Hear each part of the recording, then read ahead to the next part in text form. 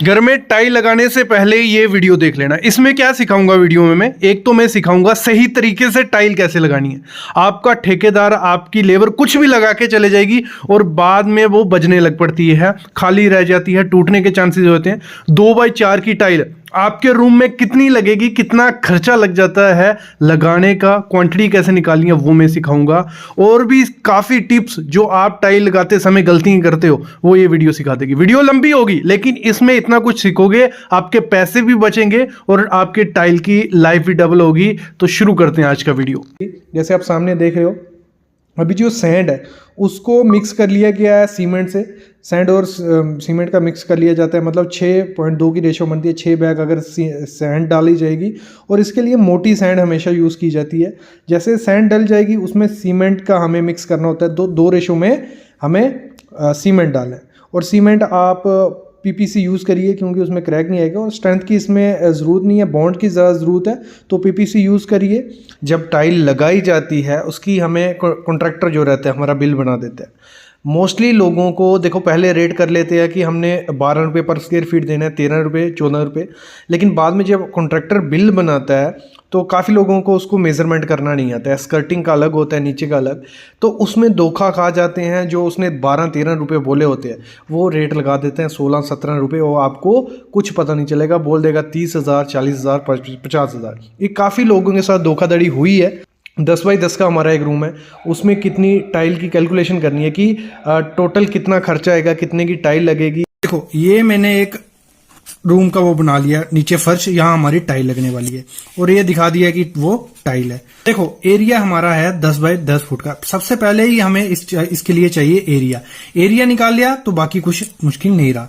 ये आगे 10x10 का हो गया हमारा 100 स्क्वायर फीट हमारा एरिया आ गया। ठीक है, एरिया मिल गया। जब आपको फिर क्या करना है, आपको स्कर्टिंग लगानी है। स्कर्टिंग जिन लोगों को नहीं पता है, आप वीडियो देख रहे होंगे, अभी आपको डिस्प्ले हो रही है वीडियो, वही वो स्कर्टिंग होती है। जो मतलब देखो जो हमारी दीवारें होती हैं वो 4 इंच की या 6 इंच की या 3 इंच की नीचे स्कर्टिंग नहीं की होती, जो जैसे टाइल का ऊपर किया होता है। सामने आप देख रहे हो उसकी मैंने ले लो। देखो वो पूरे रूम में आएगी चारों तरफ। अगर मैं रूम बनाऊं, यहाँ पे ये नीचे में रूम है हमारा, ठीक है, तो इसमें देखो चारों तरफ आएगी, लेकिन यहां जहां दरवाजा होगा वहां छोड़ के सब में आएगी। तो 10 ऐसे 10 feet by 10 feet by 10 feet, और यहां दरवाजा आएगा 3 फीट निकाल देंगे तो 7 बजेगा। तो वो हो गया हमारा 37 running metre, RFT running feet में ले रहा हूं, सॉरी, RFT। फिर आ जाता है हमारा जो स्कर्टिंग की हाइट है, वो मैंने ली हुई है 5 इंच। तो इसको हम कन्वर्ट कर लेंगे तो वो आ जाएगा हमारा, आ गया हमारा 0.41 फीट। तो इसको मल्टीप्लाई करेंगे इसके साथ तो हमारा आ गया 15.17 स्क्वायर फीट हमारा स्कर्टिंग का एरिया आ गया। ठीक है, एरिया मिल गया, दोनों का एरिया मिल गया। तो टोटल एरिया अभी हम ऐड कर लेते हैं। 100 + 15 कितना हो गया हमारा, 115.7 स्क्वायर फीट हमारा एरिया आ गया। जहां हमारी टाइल लगेगी, मतलब नीचे फ्लोर भी आ गया, और जो स्कर्टिंग होती है, जैसे मैंने यहां डायग्राम बनाई है, ये दीवार ली है सामने वाली, तो ये हमारी स्कर्टिंग होती है। ठीक है, ये हो गया। अभी क्या है, देखो 5% उसमें वेस्टेज गिन लेते हैं हम। कभी कभार क्या होता है, बॉक्स में टाइल टूटी होती है, जहां आपने लगाते टाइम टाइल टूट गई, जहां जो स्कर्टिंग लगाते हैं उसको हम पीसीस में काटते हैं, तो वो पीस में से कुछ निकलता है, कुछ नहीं, कुछ का कोना टूट जाएगा। तो वो चीजें देखते हुए 5% हम वेस्टेज पकड़ लेते हैं। और इसमें वेस्टेज ज्यादा लेके ही चलना, क्योंकि क्या होता है फ्यूचर में जब हम टाइल लगाते हैं ना, जो टाइल हम लेंगे वो कभी कभार टूट जाती है और मार्केट में वैसी टाइल नहीं मिलती है, तो वो सबसे ज्यादा दिक्कत आती है टाइल लगाने में। इसीलिए मार्बल लोग प्रेफर करते हैं। टाइल में यही होता है कि बाद में टूटे तो उसका वो पीस नहीं मिलता है और वो बहुत खराब दिखती है। तो हमेशा वेस्टेज ज्यादा ही लेनी है, वो भले अंदर पड़ी रहे, बाद में वो आपके काम आएगी। ठीक है, ये हो गया। वेस्टेज हम ले ली 5%, तो 5% अब इसका 5% करेंगे तो हमारा आता है 5.785। तो टोटल करेंगे इसको, ये जो टोटल एरिया ऐसा प्लस वेस्टेज, तो हो गया हमारा 121.48 स्क्वायर फीट हमारा टोटल एरिया आ गया, जिसमें हमारी टाइल लगेगी। ठीक है, ये निकल गया। अभी क्या करना है आपने, अभी हम आते हैं आगे। तो उसमें आपको सबसे पहले क्या करना है, कितने साइज की टाइल यूज करनी है, ये देखो आप पे डिपेंड है। कौन से साइज की आप टाइल यूज करोगे। मैंने इधर यूज की है 2 feet by 600 mm by 600 mm की, मतलब 2 फीट बाय 2 फीट की या 24 इंच बाय 24 इंच की बोल लो, जो आपको समझ आता है। तो इसका निकाल लेना है एरिया। इसमें मैं बताता हूं, एरिया निकाल दिया मैंने, चूज की अपनी 2 फीट बाय 2 फीट की, तो एरिया आया हमारा 4 फीट। ठीक है, तो जो हमारा टोटल एरिया आया था, जो ये वाला दिखा देता हूं, कंफ्यूज मत होना, ये टोटल एरिया है जो 121.48, ये याद रखना आगे काफी काम आएगा। 21.48 डिवाइड बाय 4 फीट, तो आगे हमारा 30 नग, मतलब इससे निकल जाएंगे हमारे कितने नग, तो 30.37 नग, मतलब पकड़ के चलो 31 नग हमारे आगे। और जो कजारिया टाइल है, मतलब जैसा मैंने बताया था ये अच्छी है कजारिया, तो आप चूज कर सकते हो इसको। 140 से 200 रुपए पर पीस मिल जाएगा। इसके और भी वैरायटी वगैरह है, आप देख सकते हो, तो वो रेट उसी पे डिपेंड है, लेकिन जो मैं देखा है रेट वो 140 से 200 रुपए पर पीस है। तो 30.37 पीस थे हमारे, तो 140 रेट पकड़ के चलूं तो हमारा हो गया 4251 रुपए हमारे टाइल लगेंगे उस कमरे के लिए। ठीक है, रेट निकल गया। टाइल कितने की आएगी हमारी उस कमरे के लिए, 4251 रुपए की हमारी टाइल आएगी। अगर इसको हम दूसरे सिंपल तरीके से निकालना, क्या होता है, मार्केट में जाओगे आप, ये 35 से 150 रुपए पर स्क्वायर फीट आपको ऐसे भी टाइल देते हैं, मतलब स्क्वायर फीट के हिसाब से रेट लगाते हैं। तो हमारा एरिया निकला हुआ था 121.48 पर स्क्वायर फीट, रेट यही है, उसको मल्टीप्लाई करेंगे तो ये भी सेम आएगा। मतलब कहने का मतलब क्या था, आप ऐसे भी निकाल सकते हो, ऐसे भी निकाल सकते हो, किसी से भी निकालोगे, जैसे आपको इजी लगता है आप देख लो, उसी हिसाब से निकाल के आपको इसका टाइल का हमें रेट मिल गया। टाइल मिल गया। अभी नेक्स्ट बढ़ते हैं हम सैंड और सीमेंट की। देखो जो हम टाइल लगाएंगे, अगर मैं दिखाऊं आपको, ये रूम है हमारा, पहले हमारा क्या होता है, सैंड और सीमेंट पड़ता है, उसके ऊपर हमारी टाइल लगती है। ठीक है, टाइल का रेट निकल गया हमारा। अब इसका रेट निकालना है सैंड और सीमेंट का। इसकी रेशियो मेनली हम करते हैं 1.6, 1.8 भी करते हैं, लेकिन आपको नहीं करनी है, 1:6 लेके चलनी है। और जो रेती की मोटाई रखते हैं 2 इंच या 50 mm लेके चलते हैं, क्योंकि स्लोप भी देनी होती है, उसी हिसाब से हम 50 mm लेके चलते हैं। नेक्स्ट हमें जो एरिया था हमारा 10 बाय 10 का रूम था, 100 स्क्वायर फीट एरिया था, इसको कन्वर्ट कर लेते हैं स्क्वायर मीटर में। स्क्वायर मीटर में क्यों किया, थोड़ी हेल्प हो जाएगी, क्या है, क्योंकि इसमें निकालने में इजी हो जाता है। तो ये आ गया हमारा स्क्वायर मीटर में। तो स्क्वायर मीटर में कन्वर्ट करने के लिए इसको क्या करना है आपको, 100 पॉइंट डिवाइड बाय 10.76, ये करोगे तो आपका आएगा 9.29 स्क्वायर मीटर, मतलब स्क्वायर फीट को स्क्वायर इसमें मीटर में कन्वर्ट कर लिया। ये क्यों किया मैं बताता हूं आगे। देखो इसका फिर निकाल लेना है आपको वॉल्यूम। वॉल्यूम कैसे निकालना है, जो आपकी आई है वैल्यू, उसको मल्टीप्लाई कर देना है जितने एमएम की हमारी थिकनेस है। तो 50 एमएम है, इसको मीटर में कन्वर्ट कर लिया मैंने, तो आ गया 9.29 इंटू 0.05, तो आ गया हमारा वॉल्यूम मिल गया। वॉल्यूम ही हमें चाहिए था, तो वॉल्यूम आ गया 0.464 m3। ठीक है, अभी इसको करना है ड्राई वॉल्यूम। क्यों ड्राई वॉल्यूम करना है, जो हमें सीमेंट मिलता है, सैंड मिलता है, वो हमें ड्राई स्टेट में मिलता है, लिक्विड में नहीं। ये हमारी निकली क्वांटिटी लिक्विड में, मतलब गीला माल। ये आगे सूखा जो हमारा ड्राई वॉल्यूम है वो कैसे निकलता है, जितना आपका वेट वॉल्यूम आया है उसको मल्टीप्लाई कर देना है 1.33 से। 1.33 क्या है, मतलब अगर जो सूखा माल होता है उसको 33% ज्यादा वॉल्यूम लेता है गीले माल से। तो ये आ गया, ये आपको याद रखना है, जब भी आप वॉल्यूम निकालो उसको इसको कन्वर्ट कर लेना है। वेट वॉल्यूम है हमारा 0.464, वो ले लिया, मल्टीप्लाई बाई 133, ये आ गया। ये आ गया हमारा ड्राई वॉल्यूम, ये चाहिए था हमें, ये मिल गया। अभी निकालते हैं हम क्वांटिटी सीमेंट की, कि हमें सीमेंट कितना लगेगा उसमें। तो उसके लिए क्या करना है आपको, उसका फार्मूला आता है, जो रेशियो देखो 1:6 थी ना, ये सीमेंट है हमारा, ये है सैंड, तो 1 इधर करना है, 1 इंटू जो वॉल्यूम आया ड्राई वॉल्यूम, वो मल्टीप्लाई करना है, डिवाइड बाय दोनों रेशियो 1+6, ये आ गया। तो इसको मल्टीप्लाई करेंगे इसके साथ, तो आ जाएगा 0.617 डिवाइड बाय 7, ये आ गया, ये ठीक है। मल्टीप्लाई इसको डिवाइड किया तो हमारा कितना आ गया, 0.088 m3, मतलब सीमेंट का हमारे वॉल्यूम निकल गया। जब वॉल्यूम निकल गया तो अभी कुछ आगे बचा नहीं है, उसमें क्या करना है आपको, ये आया था हमारा वॉल्यूम, उसमें हमें डेंसिटी मल्टीप्लाई कर देनी है, जो भी सीमेंट की डेंसिटी होती है। इंटरव्यू क्वेश्चन भी है, 0.088 इंटू 1440 डेंसिटी मल्टीप्लाई करेंगे तो हमें केजी में मिल जाएगा। वो आया, इन दोनों को मल्टीप्लाई करके आएगा 126 केजी हमारा सीमेंट आ गया। ठीक है। सीमेंट आ गया 126 केजी, लेकिन हमारा जो मार्केट में बैग आता है वो 50 केजी का बैग आता है। तो अभी हम इसको 50 केजी से डिवाइड कर देंगे, तो आ गया हमारा 2.53 बैग हमें उसमें लगेगा। ठीक है, मतलब उस रूम को हमें जो नीचे रेती और वो सीमेंट बनाना है उसमें हमारा 2.53 बैग उसमें लगेंगे। लेकिन आपने देखा होगा जब हम टाइल लगा रहे होते हैं तो जब रेत डाल देते हैं तो उस पर ऊपर स्लरी फेंकते हैं उसको अच्छे से चिपकने लिए, तो वो 30% उसमें सीमेंट यूज हो जाता है। जो भी हम स्लरी बनाते हैं 30 से 40% उसमें यूज हो जाता है। तो इसका हम 30% करेंगे तो वो आ गया 0.75, मतलब एक बैग लगभग आपका स्लरी बनाने में लग जाएगा। तो टोटल पकड़ के चले अगर हम तो 2.53 प्लस 1, तो हमारा 3.53 बैग उसमें सीमेंट बैग लग जाएंगे उस रूम को टाइलिंग करने में। ठीक है, ये हो गया।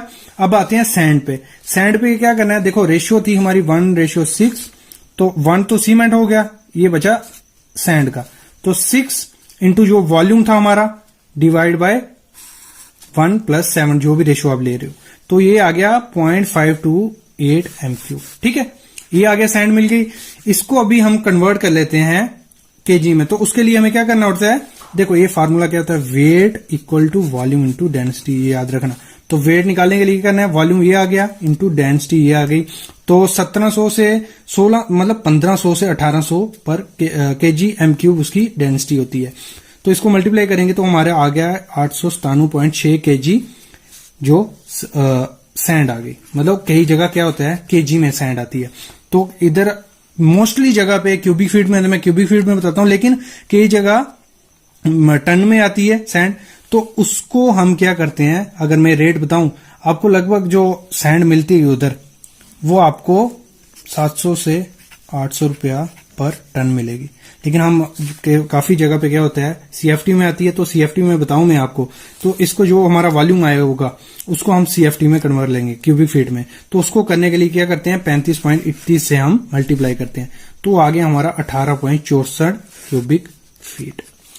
अभी इसके हम रेट एनालिसिस करें तो हमारी कितनी सीमेंट बैग आए थे 3.53, तो 3.53 एक बैग का रेट हमारा 350 है लगभग। ओपीसी अगर मैं इसमें 53 लेके चलूं, ठीक है, तो इतना जरूरी नहीं है, आप इसमें 33 भी यूज कर सकते हो।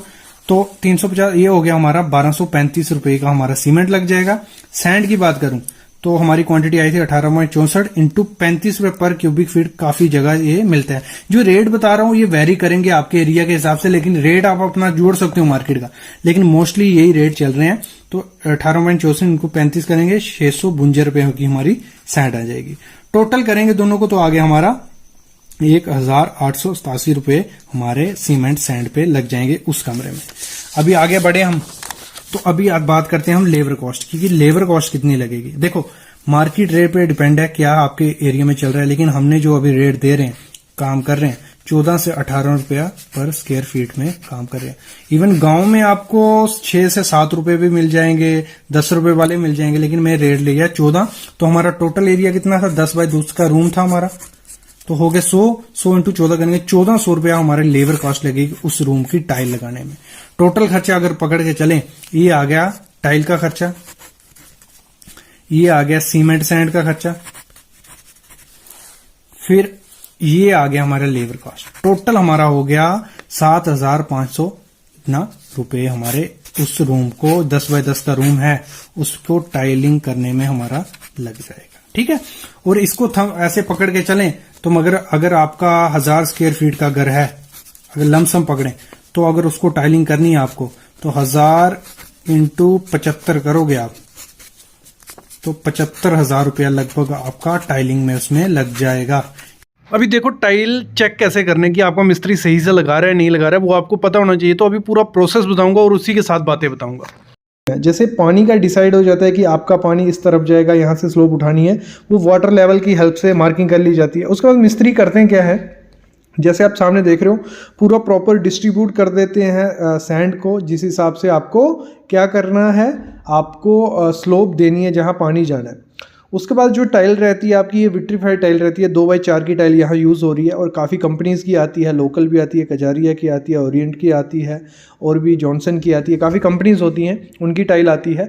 तो जैसे ही आपका स्लोप बन गई, विट्रीफाइड टाइल को लाया जाता है, उसको टेम्परेरी फिक्स किया जाता है। और मैं आपको क्लियर कर दूँ, ये काफ़ी लोगों के क्वेश्चन होते हैं कि सर ये जो विट्रीफाइड टाइल है इसको आपको क्या भिगोना पड़ता है? नहीं, इसको भिगोने की ज़रूरत नहीं पड़ती। और सामने जैसे आपने देखा मिस्त्री उसको टेढ़ा करके देख रहा था स्टाइल को, वो प्रोसेस क्या कर रहा था, वो देख रहा था क्योंकि इसमें जो बड़ी टाइल्स रहती हैं पैटर्न के लिए ए बी सेक्शन होती है या 1-2 सेक्शन होती है या एरो होता है, तो उस हिसाब से इसको फिक्स करना होता है और इसका एक पैटर्न बनता है। लेकिन ये जो सामने आप देख रहे हो एक इटालियन लुक था, तो इसका कोई पैटर्न नहीं बन रहा है, ये डायरेक्ट जाएगी। तो हम कहाँ थे कि विट्रीफाइड टाइल और सिरेमिक टाइल में, जो सिरेमिक टाइल होती है उसको भिगोया जाता है, जैसे ब्रिक हमारी होती है, ईंट होती है, वो पानी सोखती है, वैसे हमारी जो सिरेमिक टाइल होती है वो भी पानी सोखती है, तो उसको भिगो के फिर लगाया जाता है। लेकिन विट्रीफाइड में ऐसा नहीं है कि वो ये बिल्कुल भी पानी नहीं सोखती है। और जैसे सामने आप टाइल देख रहे हो, इसको फिक्स किया जा रहा है, लेकिन इसमें एक गलती की जा रही है। जब टाइल फिक्स की जा रही है तो इसमें एक गलती हो रही है कि जो इसमें ग्रूव है, आपको 3 से 4 mm का ग्रूव दे देना है। जैसे आपकी जो बड़ी टाइल होती है वो बाद में आपकी बॉन्ड छोड़ सकती है, बेंड हो सकती है अगर आपने ग्रूव उसमें नहीं दिया, क्योंकि जो टाइल है वो कॉन्ट्रैक्ट और एक्सपेंड होगी, तो उस वजह से दिक्कत आ सकती है कि आपकी बाद में टाइल बीच में से छूट जाए या ऊंची नीची हो जाए। तो आपको बीच में ग्रूव प्रोवाइड करना है, उसमें आप ग्राउटिंग कर सकते हो।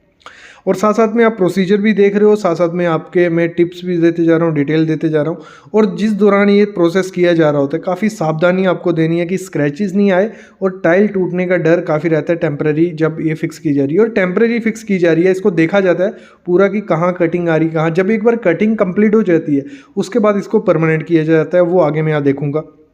और नेक्स्ट चीज़ आपको ध्यान देना है, ये जो टाइल में यूज़ कर रहे हैं हम, सामने जो टाइल देख रहे हो, ये 2x4 का पीस है। आजकल पैटर्न चला हुआ है 2x4 का, 2 फुट ऐसे है और लंबी ये 4 फुट है।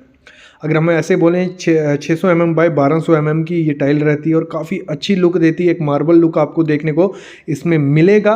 और अगर हम बात करें, इसकी प्राइसिंग स्टार्ट हो जाती है 55 रुपये से, 55 रुपये पर स्क्वायर फीट के हिसाब से हो जाती है। और आपको एक बॉक्स में 2 या 3 ये टाइल देखने को मिलेंगी। और एक बॉक्स की अगर हम बात करें, 2 टाइल का बॉक्स जो आपका रहता है वो 900 से 1000 रुपये के बीच पे आपको एक बॉक्स मिल जाएगा। ठीक है, क्लियर हो गया इतना सा। और एक चीज़ मैं क्लियर कर दूंगा आपको, जब ये टाइल लगाई जाती है, एक एडेसिव भी आता है टाइल को फिक्स करने का, जो फेवी फिक्स रहता है, फेवी फिक्स उसका नाम है, काफ़ी कंपनीज का रहता है। तो उसकी हेल्प से अगर टाइल लगाई जाती है, 2x4 की टाइल मोस्टली आजकल देखा जा रहा है कि लोग वॉल्स पे भी लगा रहे हैं। जब वॉल्स पे आप लगाओगे, उसको प्रॉपर से आपका जो पीछे का सरफेस होना चाहिए, रफ होना चाहिए। अगर सरफेस जो है आपका पहले से पेंट किया हुआ है, उसको पेंट को निकाल के वहाँ हाकिंग कर लीजिए, फिर उसको चिपकाइए टाइल एडिसिव के साथ। अगर नहीं है तो रफ सरफेस करके आप डायरेक्ट उसको लगा सकते हो। तो एक अच्छा प्रोसेस रहता है जिससे इसकी लाइफ भी बढ़ती है और वो भी रहता है। मेन चीज़ जब ध्यान देना, जब ये टाइल लगाई जा रही होती है तो तब एक चीज़ आपको ध्यान देनी है, इसके कॉर्नर्स, क्योंकि मोस्टली कॉर्नर से अगर टाइल टूटेगी तो उसको फिक्स करने में काफ़ी ज़्यादा दिक्कत आ जाती है। तो ये चीज़ें भी आपको ध्यान देनी है जब आपको टाइल लगानी है। और एक चीज़ ध्यान देना, जब भी टाइल की कटिंग की जाती है तो उसमें एक डायमंड ब्लेड आता है, लोकल कंपनी का ब्लेड भी आता है। जब उसकी कटिंग करनी है तो ब्लेड आपको प्रॉपर अच्छा होना चाहिए, क्योंकि अगर सिंपल किया तो उसके जो कॉर्नर्स होते हैं वो छिल जाते हैं और आपको देखने में जहाँ से जॉइंट होगा वो काफ़ी ख़राब दिखेगा देखने में। और अगर हम बात करें टाइल फिक्सिंग का जो कॉस्ट रहती है, मोस्टली टाइल फिक्सिंग का कॉस्ट इस समय 10 रुपये से, 10 रुपये अभी नहीं चल रहा है, लेकिन जो बड़े बड़े कॉन्ट्रैक्टर्स हैं वो बड़ा काम में 10 रुपये पर स्क्वायर फीट ले सकते हैं। लेकिन 13 रुपये से आगे ऑनवर्ड आपको 20 रुपये पर स्क्वायर फीट मिल जाएगा। जैसे मैंने कहा था, ग्राउटिंग करवाते हैं तो ग्राउटिंग के जो प्राइसेस है 5 से 6 रुपये पर स्क्वायर फीट के हिसाब से रहता है। बाकी अगर हम 15 रुपये पर स्क्वायर फीट टाइल फिक्सिंग का दे रहे हैं प्लस 5 रुपये आप जोड़ते हो उसमें, तो 20 रुपये आपको ग्राउटिंग के साथ फिक्सिंग का खर्चा आ जाता है। तो ये भी चीज़ आपको काउंट कर लेनी है जब आप टाइल फिक्सिंग करवाओ। और वेस्टेज अगर हम पकड़ के चलें 5% आपकी वेस्टेज रहती है। जो भी टाइल आप लेने जाओगे तो उसकी कैलकुलेशन इस हिसाब से करनी है। 10x12 का अगर रूम है तो आपकी 10 × 12 120 स्क्वायर फीट हो गया, और उसका आपको 5% अप्रॉक्स 5 स्क्वायर फीट या 6 स्क्वायर एक्स्ट्रा लेके चलना है। और ये हो गया हमारा फ्लोरिंग का। फिर स्कर्टिंग जो होती है पैरामीटर के हिसाब से आपको स्कर्टिंग गिन लेनी है। 10 और 10 20 20 12 10x12 का रूम है, 24 + 20 और 42 स्क्वायर फीट आपकी स्कर्टिंग को लेके आपको चलना है। तो आपका 120 + 42 आप 160 कोई 170 180 स्क्वायर फीट आपको टाइल लेके इस हिसाब से कैलकुलेशन आपकी की जाती है। यहाँ क्लियर हो गया। जब एक बार टेम्परेरी टाइल को बिठा लिया जाता है उसके बाद ये घोल बनाया जाता है, मोटार बनाई जाती है। जो पानी आप देख रहे हो बाल्टी में पड़ा हुआ है, पानी नहीं सीमेंट है इसमें मिक्स, इसका एक पानी लिक्विड फॉर्म बनाया जाता है। और जब टेम्परेरी हो जाता है उसके बाद इसको उस जगह से टाइल निकाली जाती है। टाइल निकाल के साथ में क्या किया जाता है, ये लिक्विड डाला जाता है। और एक सबसे अच्छा प्रोसेस मेरे को देखने को मिला है, एक अच्छा मिस्त्री वही है जो ऐसा पैटर्न क्रिएट करता है जब टाइल को फिक्स करने में। मोस्टली मैंने देखा है कि क्या होता है, कुछ सिर्फ सीमेंट डालेंगे और टाइल को बिठा देते हैं, वो गलत तरीका है। ऐसे पैटर्न बनाने से क्या होगा, टाइल को एक बॉन्ड मिलेगी, एक पकड़ के रखेगा। तो ये तरीका भी आपको हमेशा ध्यान रखना है जब भी आप टाइल फिक्स करो, और इसी पैटर्न के दौरान चलते रहना। लेकिन इसमें एक चीज़ देखना, जब आप टाइल फिक्सिंग ये की जाती है, कर रहा है ठेकेदार या कॉन्ट्रैक्टर, तो उसके जो कॉर्नर्स हैं वो पूरे कर देने हैं। और इसके लिए आपको हमेशा यूज़ करना है जो रबर का हैमर रहता है उसको यूज़ करना है। और अगर मैं प्रेफर करूं, आपको हमेशा बाहर में कभी भी सिरेमिक टाइल नहीं लगानी है, क्योंकि उसका कलर या उसकी लाइफ कम होती है। आपको वॉल पे बाहर में या फ्लोरिंग में आपको हमेशा विट्रीफाइड टाइल के साथ जाना चाहिए। नेक्स्ट जो वीडियोस आएंगी हमारी टाइल पे रहेंगी, जिसमें हम बात करेंगे आउटडोर के लिए कौन सी टाइल चाहिए, कितने mm की होनी चाहिए। ये भी मैटर करता है इसकी स्ट्रेंथ पे। जब एक बार ये प्रोसेस हो जाता है, मतलब जब उसका परमानेंट टाइल को कर दिया जाता है, तो उसको एक दिन के लिए छोड़ दिया जाता है। दूसरे दिन वॉशिंग करके उसको आपको क्या करना है, स्कर्टिंग लगा देनी होती है।